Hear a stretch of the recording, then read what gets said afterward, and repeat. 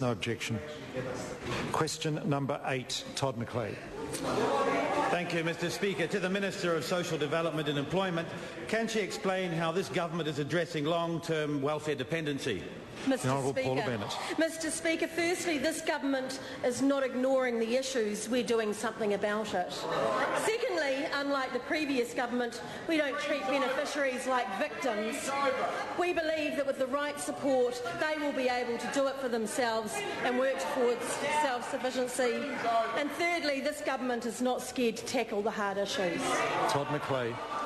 Supplementary to the Minister, can the Minister explain how this approach is different to that of previous years?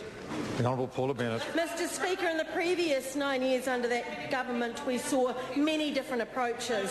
First was the "they're all victims" approach, then the "it's okay to be on welfare for years" approach, followed by the "we'll wait for the economy to pick them up," and finally, "let's just pretend it's not Point there." of order, the Honourable Darren Hughes. Ministers are regularly asked for reports they may have received of something, and you've allowed that. But when an entire answer is a political commentary of a minister's opinion of what a previous government did, there were no policies called the things that the minister just said in the previous 9 years before this government came to office. She's responsible for her policies, and that's what she should be answering about today. Order. Order. I'm on my feet ruling on a point of order. And I accept the point of order made by the Honourable Darren Hughes that the Minister can refer and report on previous policies. That's perfectly acceptable. But to describe them in a politically politically loaded way is not acceptable. That is not consistent with standing orders. To refer to the policies is fine. To comment on the outcomes, report on the outcomes of the policies is fine, but not to describe them in incorrect terms. The Honourable Paula Bennett. Mr. Speaker, what we did see with the differences in approaches, Mr. Speaker, is that in the best of times when we had record low unemployment, what we still saw was 250,000 people on welfare, Mr. Speaker. What we do see now is over 100,000 people that have been on welfare for longer than 3 years. That tells us that there is issues there, that we need to be putting the right incentives in place, the right support there for those people to work them towards a life of self-sufficiency. Mr. Speaker. Carmel Sepuloni. Supplementary. How many of the currently 168,000 unemployed New Zealanders does the Minister expect to have in part-time or full-time jobs in a year's time as a result of her measures to address long-term welfare dependency? And can the Minister guarantee to this House that no child will suffer as a consequence of any of her changes?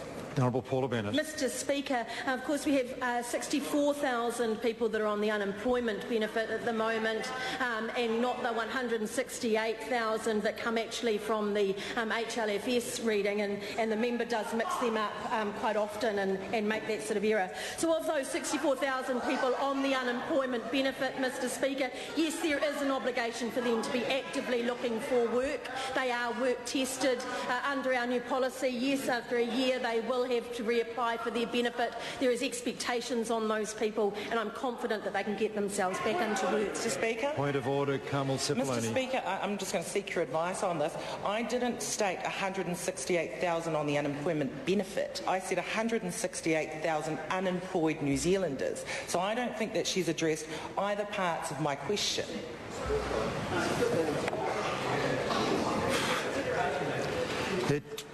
It's a bit difficult to ask me to ask the Minister to be more precise in an answer with a question like that, because obviously the policy, as I understand it, the government's announced refers to testing people on the unemployment benefit, and that's why the Minister responded in those terms. Now, that seems a reasonable response, and I don't think I can ask the Minister to be any more specific than that.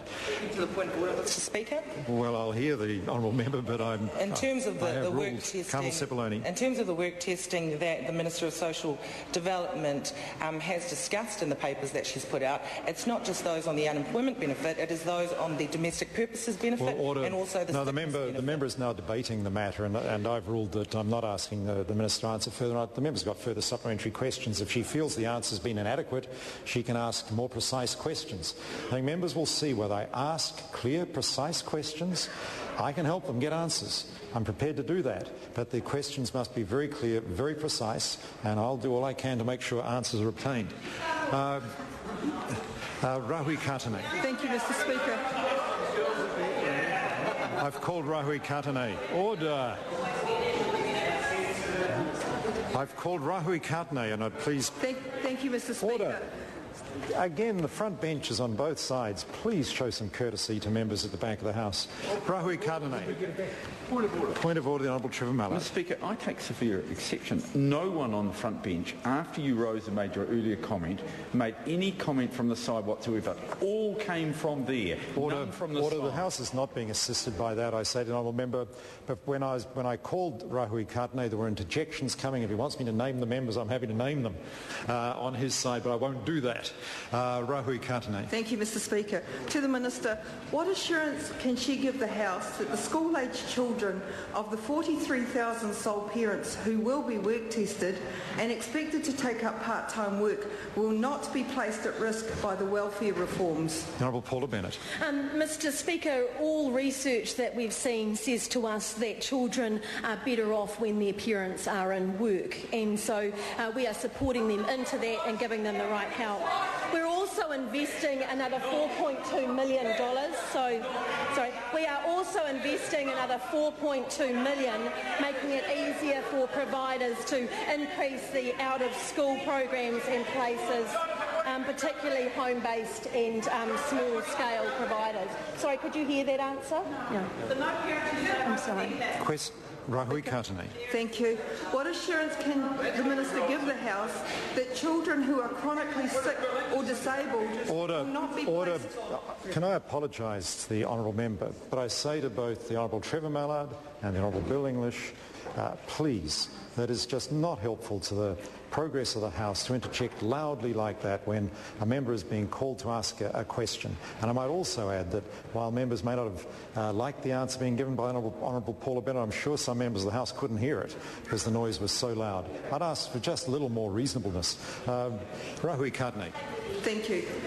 What assurance can the Minister give the House that children who are chronically sick or disabled will not be placed at risk by the expectation that parents will be expected to take up work or face the sanctions that are part of the welfare reforms? Honourable Paula Bennett. Mr. Speaker, there are a number of exemptions under the work test, particularly for those on the DPB whose children are over 6 years old. One of them is around those children that are unwell and disabled and need their parents more. There's also other exemptions for medical reasons and that, so there are a number of them there that if they are needed with their children, either during school hours or outside of, they can be exempted from the work test. Question. Todd McClay. Thank you, Mr. Speaker. To the Minister, how are these reforms balanced and fair? The Honourable Paula Bennett. Mr. Speaker, yes, the changes are measured and fair and balanced. We will ensure that the support and training is available for people to help them get back into work. Those who cannot work, as I've just said, will be exempted if there is genuine reasons, and some of those reasons may be medically unable to work, caring for a child who has high needs, recently separated, need some time to sort of get their lives a bit in order and settle their children into school. For some of them, the recent death of a partner, leaving family violence. So there are some good reasons on perhaps why it's harder for some people to get back into work, and we have made exemptions for them. And the case is quite simple, that if the jobs aren't there, then nothing changes for those parents. Question number 9, the Honourable Darren